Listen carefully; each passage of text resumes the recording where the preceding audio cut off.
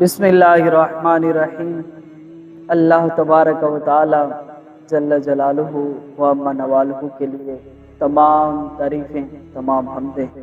تمام ثنائیں، اور اس کے محبوب حضرت محمد مصطفیٰ صلی اللہ علیہ وسلم کی برگاہ بے کس پناہ کے اندر ہدیہ درود و سلام عرض کرنے کے بعد آج کلمہ طیبہ کی فضیلت قرآن مجید اور احادیث رسول صلی اللہ علیہ وسلم کی روشنی میں بیان کریں گے۔ آپ کو میں بتاتا چلوں کہ کلمہ طیبہ جو ہے یہ انسان کی نجات کا ذریعہ ہے، جنت کی ضمانت ہے، اور جو بھی اس دنیا کے اندر کلمہ طیبہ پڑھتا رہے گا تو اللہ تعالیٰ اس بندے پر ضرور کرم فرمائے گا اور اسے جنت عطا فرما دے گا۔ آئیں قرآن مجید فرقان حمید کی طرف استفادہ کرتے ہیں۔ اللہ تبارک و تعالی جل جلالہ نے فرمایا، سورۃ محمد کی آیات مقدسہ ہے، فرمایا فَاعْلَمْ أَنَّهُ لَا إِلَٰهَ إِلَّا اللَّهُ، فرمایا جان لو کہ اللہ کے سوا کوئی معبود نہیں۔ اور پھر اللہ تبارک و تعالی جل جلالہ نے کلمہ طیبہ پڑھنے والوں کی فضیلت کو اپنی لاریب کتاب کے اندر کچھ یوں انداز کے اندر بیان فرمائی۔ سورۃ ابراہیم کی 40 نمبر آیات مقدسہ ہے، اس میں فرمایا الم تر کیف ضرب اللہ مثلا کلمۃ طیبۃ کشجرۃ طیبۃ اصلها ثابت وفرعها فی السماء، فرمایا کہ کیا آپ نے نہیں دیکھا کہ اللہ تبارک و تعالی جل جلالہ نے کلمہ طیبہ پڑھنے والوں کی ایسی مثال بیان فرمائی کہ وہ اس درخت کی مانند ہے کہ اصلها ثابت وفرعها فی السماء، فرمائے اس کی جو جڑیں ہیں وہ زمین کے اندر اچھی طرح سے دسی ہوئی ہیں اور اس کی شاخیں جو ہیں وہ آسمان تک اونچی ہیں۔ فرمایا تؤتی اکلها کل حین باذن ربها، فرمایا کہ اس سے ہر کوئی جو ہے وہ پھل کھاتا ہے، اور وہ پھل کس لیے دیتا ہے؟ باذن ربی، اپنے رب کے حکم سے وہ ہمیشہ پھل دیتا رہتا ہے، اور اس سے لوگ جو ہیں مستفید ہوتے رہتے ہیں۔ آگے اللہ تعالیٰ نے فرمایا کہ ہم اس لیے مثالوں کو ذکر کرتے ہیں،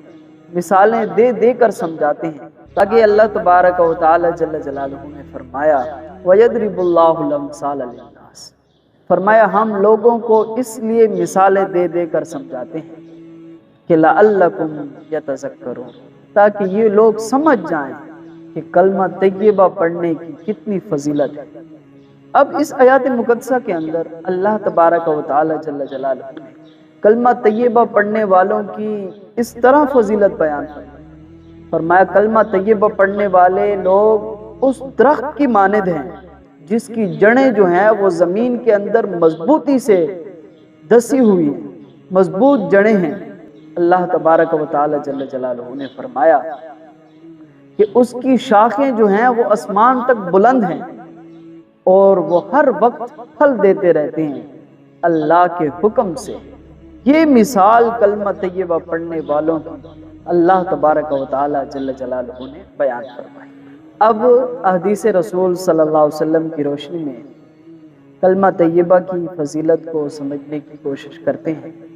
سب سے پہلے میں جس کتاب سے پہلی احادیث مبارکہ کوٹ کرنے جا رہا ہوں وہ امام احمد بن حنبل نے اپنی مسند کے اندر اس حدیث پاک کو لیا ہے۔ اللہ کے رسول صلی اللہ علیہ وسلم نے کلمہ طیبہ پڑھنے والوں کی کچھ اس انداز کے اندر فضیلت کو بیان فرمایا، فرمایا مفتاح الجنت لا الہ الا اللہ، فرمایا لوگوں سن لو،